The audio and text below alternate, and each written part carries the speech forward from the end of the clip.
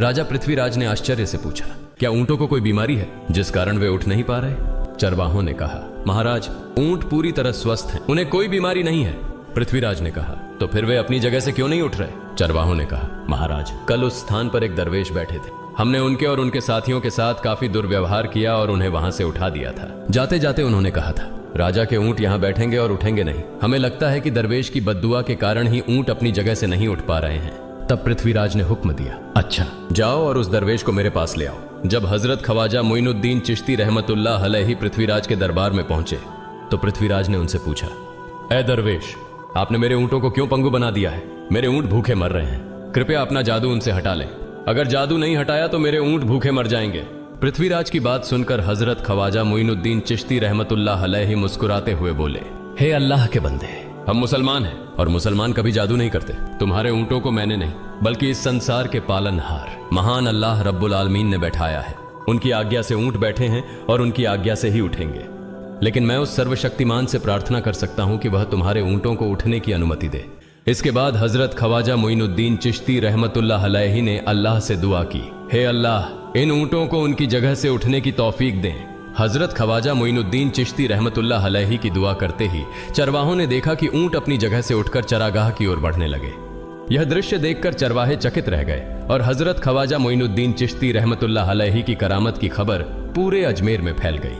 जैसे जैसे हिंदुओं के बीच हजरत ख्वाजा मोइनुद्दीन चिश्ती रहमतुल्लाह अलैहि की करामत की बातें फैलने लगीं और इस्लाम की महानता उनके सामने प्रकट होने लगी, मंदिर के पुजारी भयभीत हो गए। वे सोचने लगे, अगर यही चलता रहा तो सभी हिंदू मुसलमान बन जाएंगे।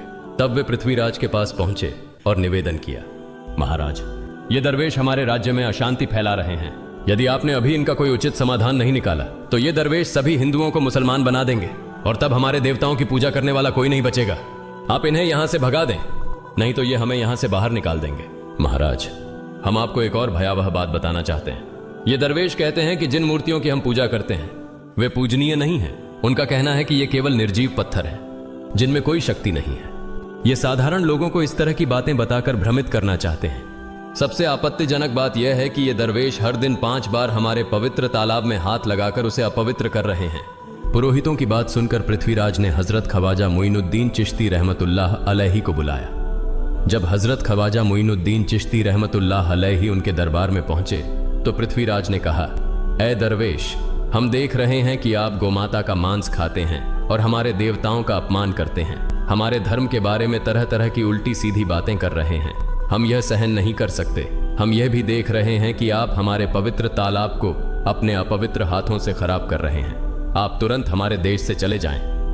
हजरत ख्वाजा मोइनुद्दीन चिश्ती रहमतुल्लाह अलैहि ने कहा, बाबा, हम लोग तो केवल वुजू करते हैं, नहाते नहीं। अगर पूरी देह के स्पर्श से आपके तालाब का पानी खराब नहीं होता है तो केवल हमारे हाथ और चेहरे के पानी से तालाब अपवित्र कैसे हो सकता है? यह सुनकर पृथ्वीराज ने कहा, वे सभी लोग हमारे धर्म के हैं जबकि तुम लोग कहीं और से आ गए हो।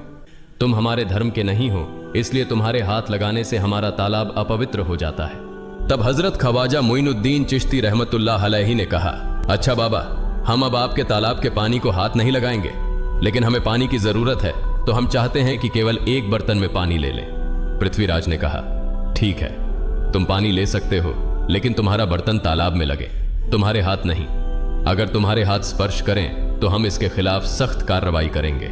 राजा के साथ सहमति के बाद हजरत ख्वाजा मोइनुद्दीन चिश्ती रहमतुल्लाह अलैहि ने अपने मुख्य खलीफा बख्तियार काकी रहमतुल्लाह अलैहि से कहा, बख्तियार, जाओ और राजा के तालाब से एक बर्तन में पानी ले आओ, लेकिन बहुत सावधानी से पानी लेना ताकि तुम्हारा हाथ तालाब के पानी को छू न सके।